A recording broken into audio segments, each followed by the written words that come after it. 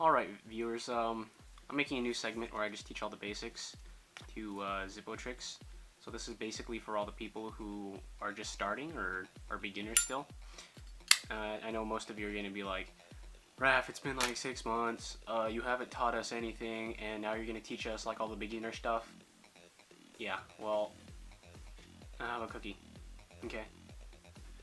I've been working hard, and I just want to get through this before I start doing all the more technical and difficult stuff.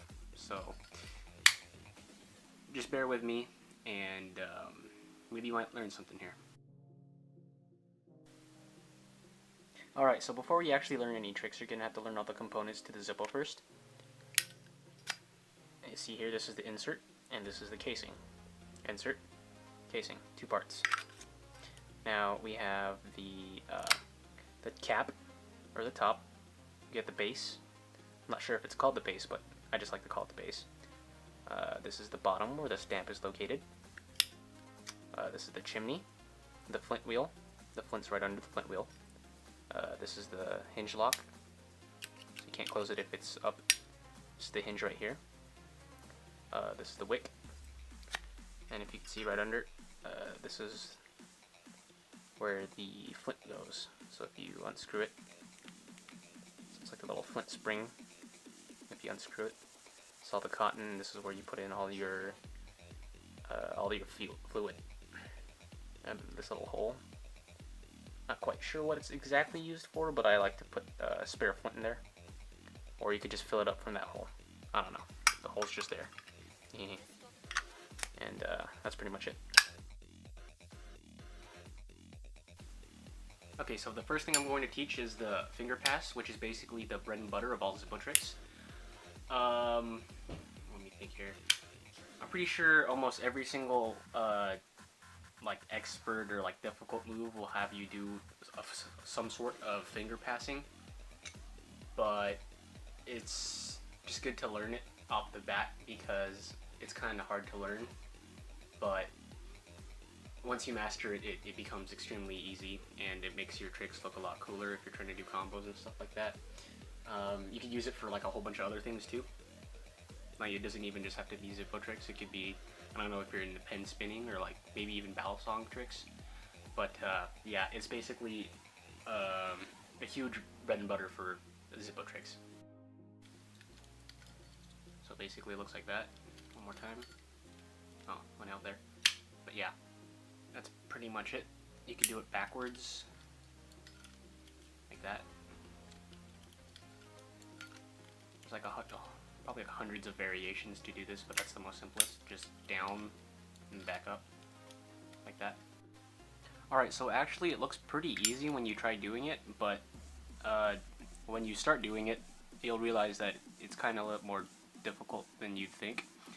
Basically all you're doing is you just start with your fingers in between the hinges, or on the hinge thing, like that, and then you're just kind of twisting your fingers so you just pass it around,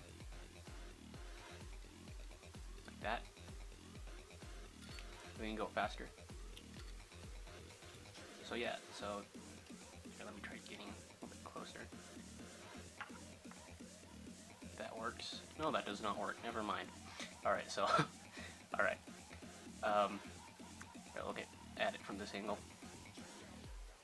So you're just pretty much just twisting in between your fingers. I mean, you could try this with like a pen or a coin or something. It doesn't have to be a Zippo. But you're just basically doing that.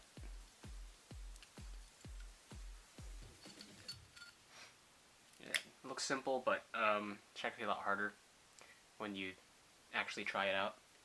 But that's pretty much it. There's like 100 variations.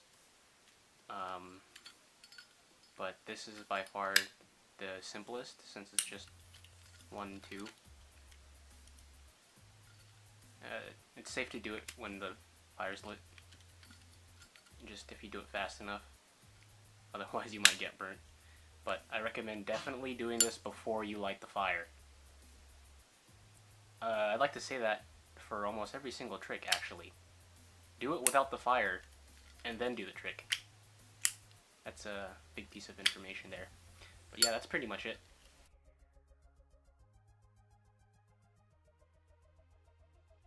Alright, next in line is the squeezes, and there's 4 primary squeezes, which is the top pop. Hold on, I screwed that up. Screwed that up again. There we go, top pop. Reverse top pop. Oh, I'm just messing these up today. There we go. One more time. Reverse top pop. And then we got the palm squeeze. Let me try that one more time. Palm squeeze. There we go. One more time. Palm squeeze. And the hardest is the reverse palm squeeze. Let me try that one more time. There we go. Palm squeeze. Reversed. And those are the 4 basic squeezes. Probably these are the easiest of all Zippo tricks, since it's just one simple movement of the hand. They're basically all just openers, a way to begin your your Zippo tricks or anything like that. Look flashy. If you just like do it out of the blue, just be like, oh yeah, top hop, yeah. Hold on, yeah, like that. Gonna be all fancy, but they're pretty much like the easiest thing. So to do the top pop, I'm pretty sure it's self-explanatory. I mean, you just squeeze down, and then just let the pressure from your fingers just pop all the way to the top, and then it just opens. So squeeze down like that. Oops. Alright, like this, like that. Okay, now one problem is that when you do this, you see this hinge thing right here? When you do this trick, you kind of mess up your hinge every single time you do it. So if you keep doing this over time, like say 100 times, then your hinge is probably going to get messed up over time. So I wouldn't recommend doing this on like a Zippo that's like expensive and really nice. I'd only do top pop, or palm squeeze, well, mostly top pop, on a like older or maybe a nice Zippo, because you will damage it if you do this over time. It's one of those tricks where like it'll mess up your Zippo. I mean, if you could see it right now, the cap isn't lined up with the base of the Zippo anymore. That's because I've been doing top pop on this thing like all the time, and that's what happens. Your cap will bend backwards or be pushed backwards because the hinge is also being bent. Yeah, that's blurry. Sorry about that. But yeah. So that's just a warning there. So yeah, top pop. Reverse top pop, exact same thing. But this time you just put your thumb on the cap instead of the bottom part. So you're just holding it upside down. You just do the same thing. This one's easier because there's more weight on the base of the Zippo than there is at the cap. So you just need a light squeeze. Like that. Really simple. Palm squeeze is just a little bit more difficult.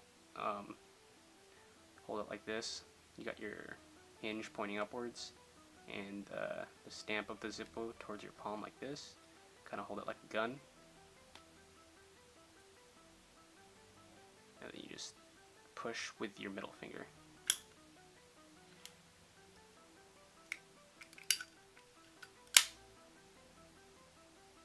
So just, yeah, kind of like grip it with your thumb and your index finger at the top right there. And then you're just kind of building force at your palm right there. And then if you build enough, then I'll just pop right out like that. Now the reverse one is a lot more trickier than the first 3. You kind of like, how do I explain this? You kind of have to force more energy in the top than you do at the base. That might be a little bit confusing, but basically you're doing the same thing, but the hinge this time is at the bottom. Stamp is still at your palm, but you kind of push down, and there's more force towards the cap than there is at the base of the Zippo. So it pops up like that. This one's by far one of the trickiest ones, but looks kind of cool when you get it down.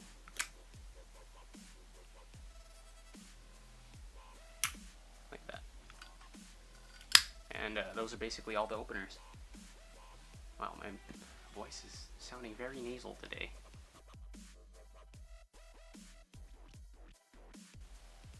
Alright, so throwing and catching, throwing and catching. There's probably 100 different ways you could throw it and 100 different ways you could catch it. But in this video, I'm just going to teach you a very simplified way. It's very safe. And I usually do this style of throwing in all my tricks. So basically, what I do is, of course, before you start any of your tricks, you're going to make sure that it's not lit. Otherwise, if you mess it up, then you're not going to burn anything. But how I do it is kind of like to hold it this way, so my fingers under the Zippo, so where the stamp is, and then I kind of like to use my finger to push it upwards, so that way when I throw it up all the way, that little push at the kind of corner right here makes it easier for it to flip around, and like this, like a flip. It flips easy when I do that. So that's like how I like to throw it. Just that little push there. Makes it real easy to do one flip. Aside, because most people, or not most people, but like a way that I think is a incorrect way to throw it is just straight up just chucking it up in the air and then so you catch it this way and you burn your hand. I don't like to do that. But how I do it is when you do throw it this way, it'll go up in the air, and then let me just simulate this. So you throw it up in the air and it starts to spin upwards like this. Now while it's upward like this, you don't have to worry or anything because it's not going to go straight back down like that. Since you spun it, or you did that little flick in the beginning, it'll do one whole spin. So by the time it goes back to your hand, it's already back this way. So you don't have to worry about catching it the wrong way. So this is definitely out of the question if you end up catching it this way. If you do end up catching it this way, that's probably your fault. But I'm pretty sure 90% of the time when you do it this way, this one isn't lit. Let me find it. Alright, 1 second. Okay, so 90% of the time, you will find that when you throw it in this style, you're going to catch it stamped down. So that's basically the way I like to throw my Zippo and catch it.